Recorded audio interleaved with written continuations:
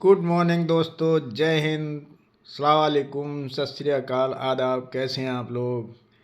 उम्मीद करता हूँ अच्छे होंगे। मैं भी बहुत अच्छा हूँ, इसलिए एक वीडियो रिकॉर्ड करने जा रहा हूँ। दोस्तों, आज अच्छे लोगों की बात करेंगे।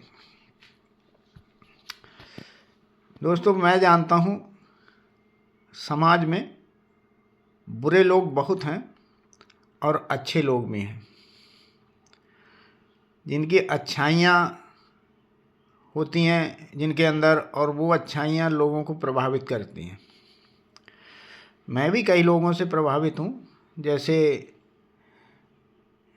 मेरे जानने में है, एक डॉक्टर हैं R K जैन, सेक्टर जी में रहते हैं, यहाँ पर जानकीपुरम में।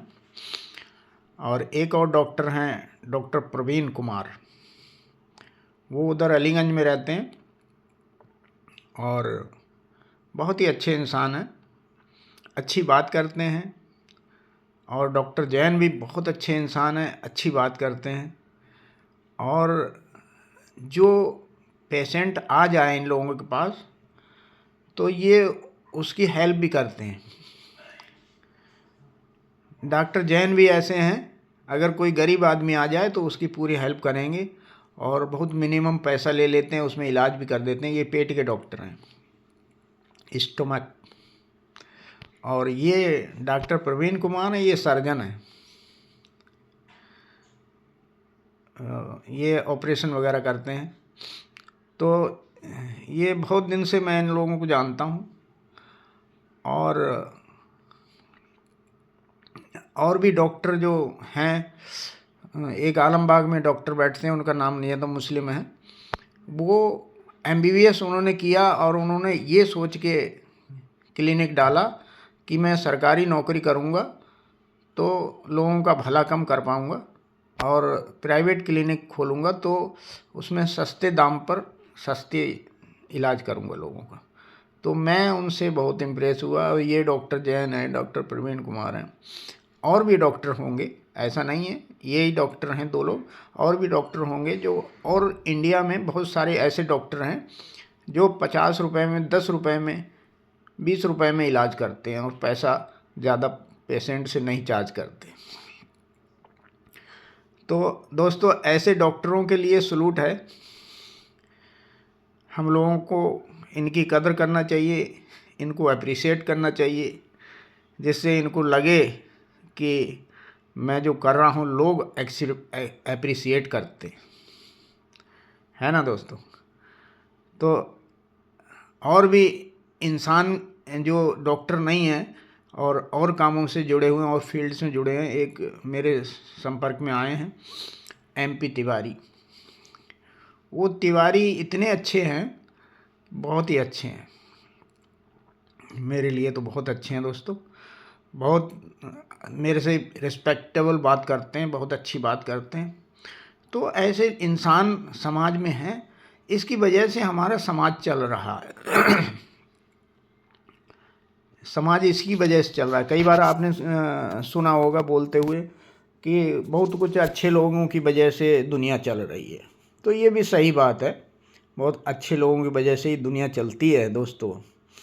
और लूटने वाले डॉक्टर भी हैं।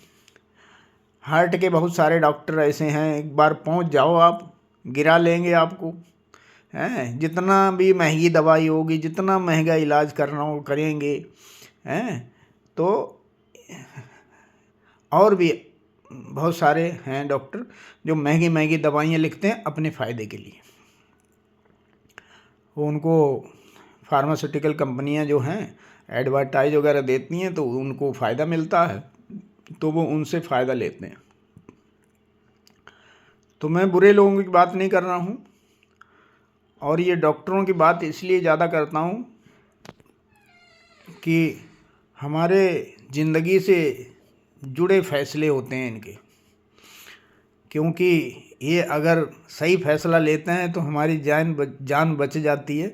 और अगर कोई भी मिस्टेक हो जाए, कोई गलती हो जाए, कोई बात हो जाए, या गलत दवा लिख दे, गलत ऑपरेशन कर दें, तो हमारी जान भी चली जाती है।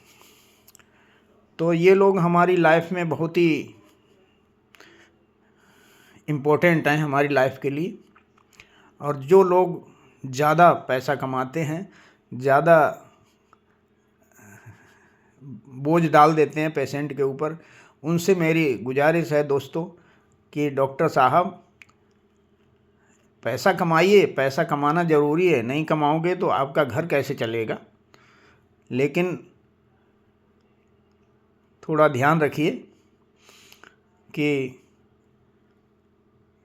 दूसरे लोग भी हैं, उनके पास पैसा है या नहीं है, तो इसका भी ध्यान रखें, उनका भी इलाज करें बेचारों का। और बहुत बड़ी एक बात है दोस्तों जो मैं आपसे करने जा रहा हूँ। हॉस्पिटलों में कई बार ऐसा होता है, पेशेंट बीमार होता है और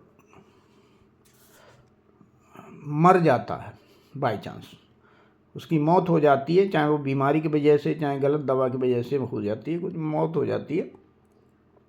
तो कई बार तो ऐसे भी सुना है कि वो मर गया पेशेंट और उसका इलाज चलता रहता है और उनके परिवार के ऊपर भारी भरकम बोझ डाल देते हैं और ज़मीन बेच के बेचारा पैसा भरता है और जब तक पैसा नहीं देता है तब तक इसकी डेड बॉडी नहीं देते हैं।